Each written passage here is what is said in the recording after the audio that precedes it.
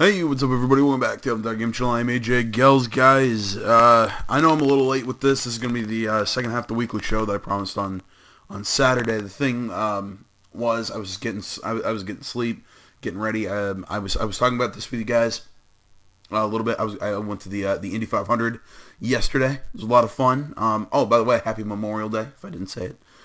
I went to the Indy 500 yesterday. A lot of fun. Takuma Sato pulled his, I think, second career win.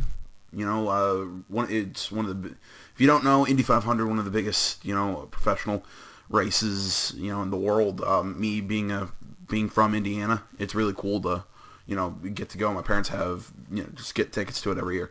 So, it was really cool, really neat event. But like I said, Takuma Sato pulled his, I think, second career victory. It's the first time a Japanese person has ever won the Indy 500, or not just Japanese, I think Asian. I think it was the first time an Asian driver has actually won the 500, pulled a win. I think second one was Elio Castroneves. Not 100% sure on that one. Either way, I'm just ranting right now. Again, really fun day, really fun race. If I sound a little weird right now, that's because I was drinking a lot yesterday. And, when you drink a lot, sometimes you throw up, and, that kind of happened, and my throat is killing me right now. So my voice isn't 100%, but so this is pretty much going to be the only thing that I upload today, just because I'm gonna give my voice a chance to kind of recover. It might also be I also might not upload anything tomorrow, just because of that, but definitely by Wednesday I will return. So, I might spend a day or two just working on trophies and playing Madden. But either way. I wanted to do this because I promised I would do this. This is some of the last chunks of news that were from last week. There's a lot of really small stuff, not a lot of meat to it, and all that. But I think some of these are kind of interesting. I'll also try and speak up. I'm not sure what the hell's going on with my microphone. You could, if you watch my Far Cry 5 news video, I have no freaking clue what's going on. What's going on with my mic, but I don't know. I'll look into the problem. It's just not going to be fixed for this one, so I'll try and speak up and enunciate and make sure that I'm coming across clearly. So there we go. Let's actually talk about the news now. This first article, I think, everything coming to us from IGN, except one video that I found. It involves Far Cry 5, except I found it after I did that video on Saturday, so I'm just gonna do it now. So either way, all right, here we go. June free Xbox games with gold announced. Article by Jonathan Dornbush. Once more, IGN. Article reads, June's lineup of free Xbox One and Xbox 360 games for gold subscribers has been announced. The full lineup, plus when they'll be available, is Speedrunners, June 1st to the 30th, Xbox One. Watch Dogs, June 16th to July 15th, Xbox One. Assassin's Creed 3, June 1st to the 15th, Xbox 360 and Xbox One. Dragon Age Origins, June 16th to the 30th, Xbox 360 and Xbox One. And Phantom Dust DLC, June 1st to the 30th. That, if you ask me, that's a damn good lineup. I definitely suggest to pick up Watch Dogs. People disagree with me on this. I still think Assassin's Creed 3 was good. I think story-wise it was weak, but I think there was a lot of really good gameplay in there. This is actually a good chance for me to actually play Dragon Age Origins. This is gonna get me a lot of shit from people, but I've actually never played Dragon Age Origins. I've played Dragon Age 2 and Inquisition. I always say Inc. I played the other ones. I've never gotten to play Origins. It's one of those things that's kind of been on my list, but just never gotten around to playing it. But let's keep rolling with this article here. Announced back in 2014, Speedrunners is a multiplayer side-scrolling racing game that won the Gamers Voice Award at the XXS I think it's South by Southwest Gaming Awards in 2015. The first Watch Dogs, released in 2014 from Ubisoft. IGN gave Watch Dogs an 8.4. I agree with that. At the time, saying the hacking action game, and I quote, is fundamentally very well made and has more than enough unique ideas to make a great and memorable open-world action game. Its sequel released in 2016. For more on that game, check out IGN's Watch Dogs 2, and that started a quote, and they didn't end that quote. God damn it. Somebody catch that. See here. Assassin's Creed 3 capped off the Desmond storyline of the long-running Ubisoft franchise, taking players back to the American Revolution. At the time, IGN gave Assassin's Creed 3 an 8.5, saying the game, and I quote, isn't as huge an improvement upon its predecessor's achievements as many players will be hoping for, but it's still up there with the best that the series has achieved. Sorry, even if it isn't quite the best, unquote. Ubisoft recently teased that the next Assassin's Creed is coming within the company's current financial year. Or fiscal year. I disagree with that score a little bit. I probably would have gone more down to a solid 8 as opposed to an 8.5. And I wouldn't say it's one of the best. I would say it's probably mid-tier. But it's, again, like I said, I still think they tried to... I think Assassin's Creed 3... Without Assassin's Creed 3, we wouldn't have Assassin's Creed 4. Not because, obviously, there's numbers, but not, the number progression. But, I mean, I think Assassin's Creed 3 did a lot of the gameplay setup that 4 built off of. So, again, I still stand by it. I think 3 is definitely worth your time if you haven't gotten around to playing it. Article continues, IGN gave Dragon Age Origins an 8.7 at the time of its release in 2009, and I quote, incredibly deep and expansive Dragon Age Origins is one of those titles that can easily swallow up dozens of hours of play and keep you coming back for more, end quote. IGN's review said. A BioWare writer recently said a new Dragon Age entry is current. Oh, sweet mother of Mary. That's awesome. Sorry, sometimes I skim these before I do them, and I always miss an important line. And that is freaking awesome. I'm good with a new Dragon Age entry. What the hell? Sorry, I just started my PlayStation. Gold members also get a free PlayStation 4 DLC pack for Phantom Dust starting on June 1st, which normally would cost $14.99. Xbox re-released Phantom Dust for Xbox One, Windows 10 last week for free. Phantom Dust's original release score an 8.5 in our review due to the depth of both the single-player and online components of this cleverly disguised card battle game.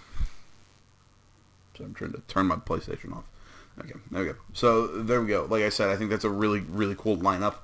Definitely go check any of these games out. Once more, I'll kind of leave it here so you can pause and check the schedule dates for when to go, when they start and when they end.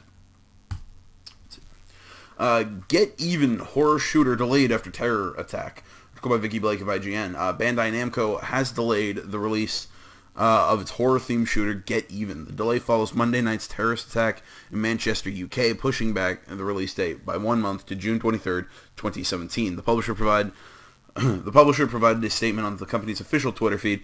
Given recent events and out of respect, we have decided to postpone Get Even to June 23rd. We would like to express our deepest condolences. Get Even aims to fuse horror shooter and adventure games in unpredictable ways, and its approach certainly intrigued us when we went hands-on with it earlier this year. Honestly, never heard of this game. I'm actually kind of interested in what it is. I mean, I like the idea of a kind of like a horror shooter. A lot of people here are saying this is all just a lot of marketing, and they're just using this to kind of get extra time for development. I mean, maybe I don't know. I'm not going to make a claim on that.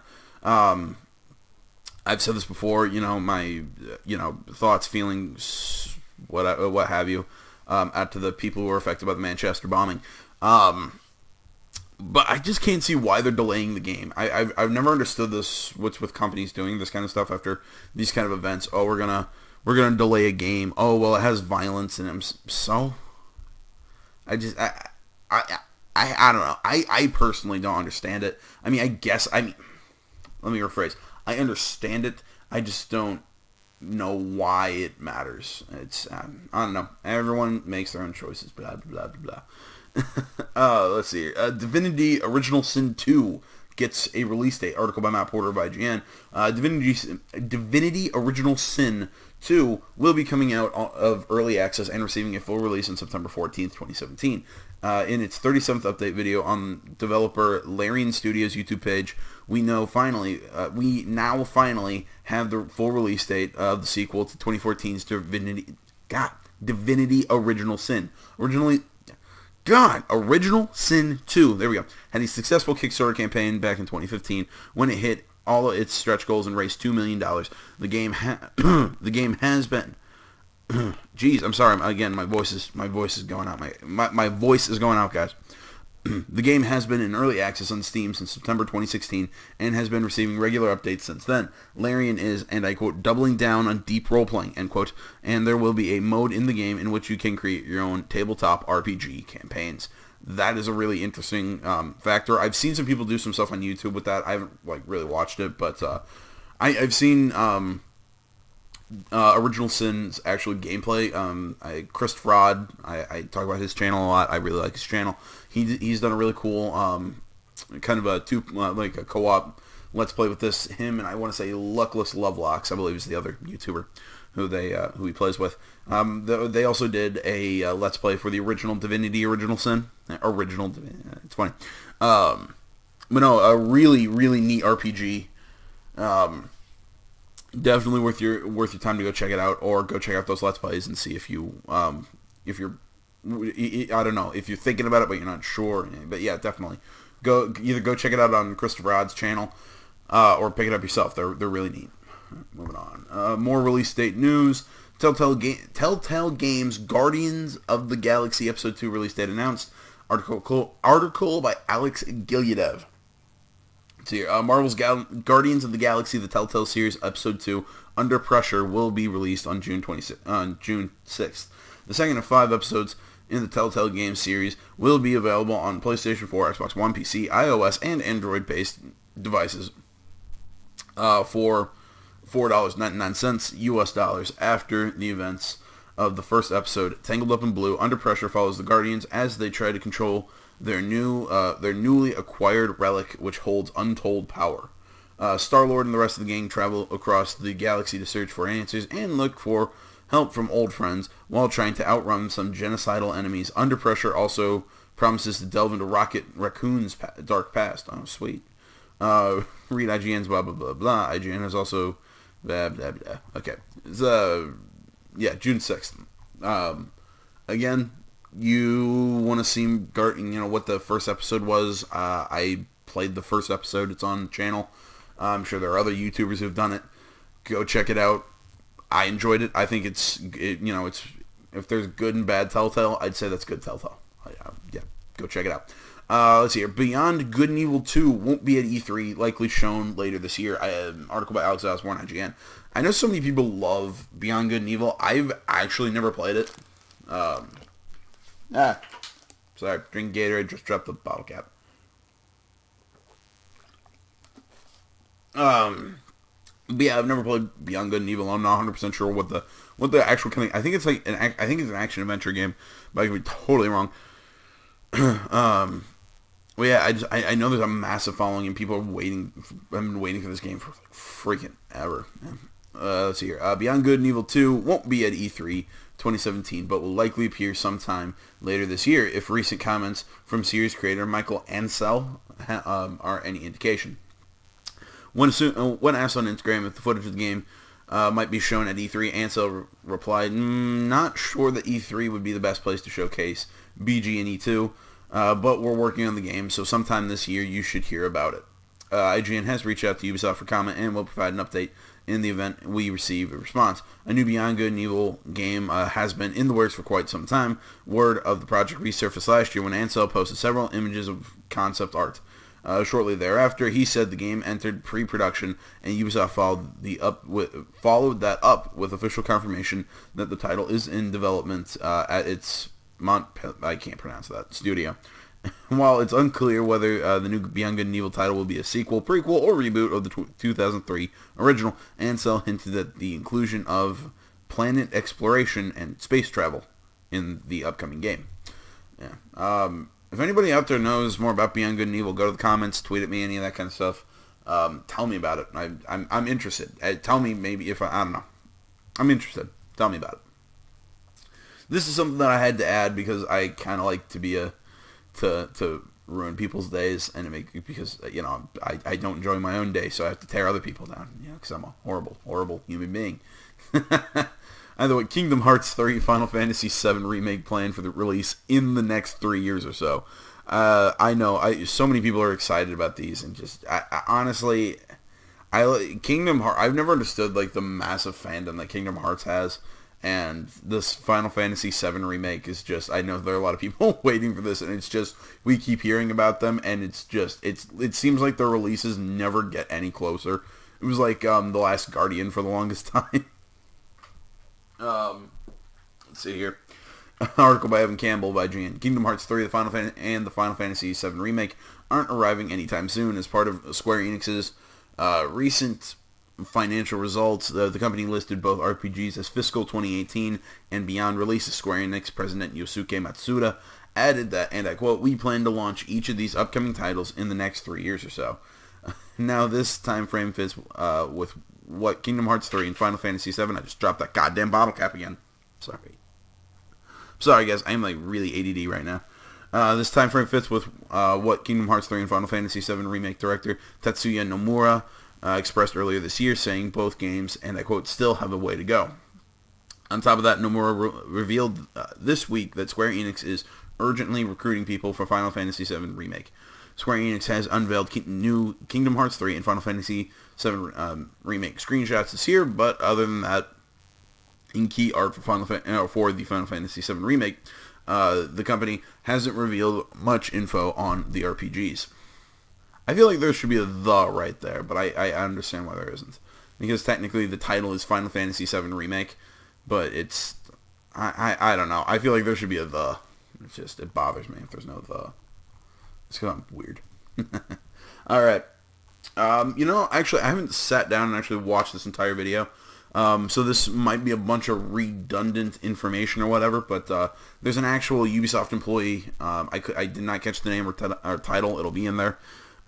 I know, I'm very, very unprepared. But again, I thought this might be fun, so we'll watch this through and I'll talk about it, so...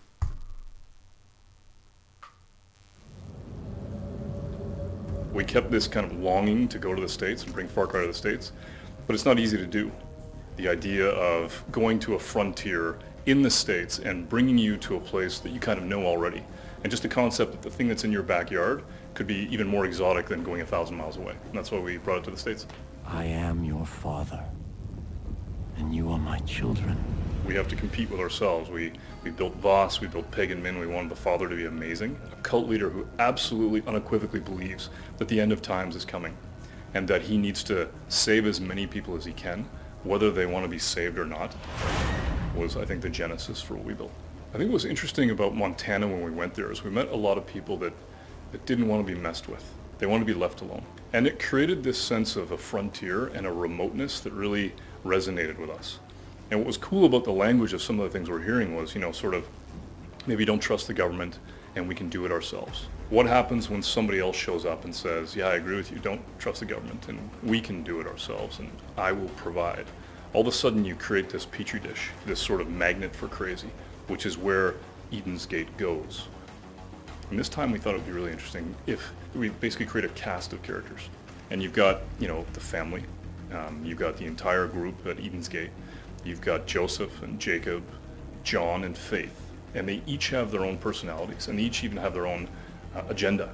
But then at the same time, you have all the characters that you have out in the open world. So you've got Mary May and Nick, and you've got Pastor Jerome, and a host of other characters that you can meet and interact with. And when we see those characters come to life, and we see that they're not just AI waiting around to give you a mission, they have real personalities, they have opinions about stuff, the world feels real. You're gonna need to get help. And when we were in Montana, we met really interesting people that we imagined could really take care of themselves. I think that what's cool about that is that you go out into the world and you meet people for the first time. You don't know them. Maybe they don't trust you. But if you can strike up a deal with them, if you can have a conversation with them and make them part of what it is that you're building, they can join your resistance, and now you have a guns for hire that comes with you.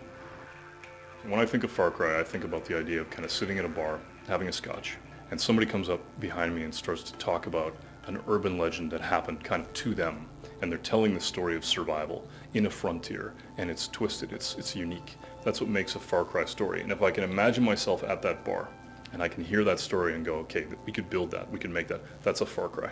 And I do that for all the projects that we work on. It's like, could that be real? And in this case, I think that bar is actually in Montana.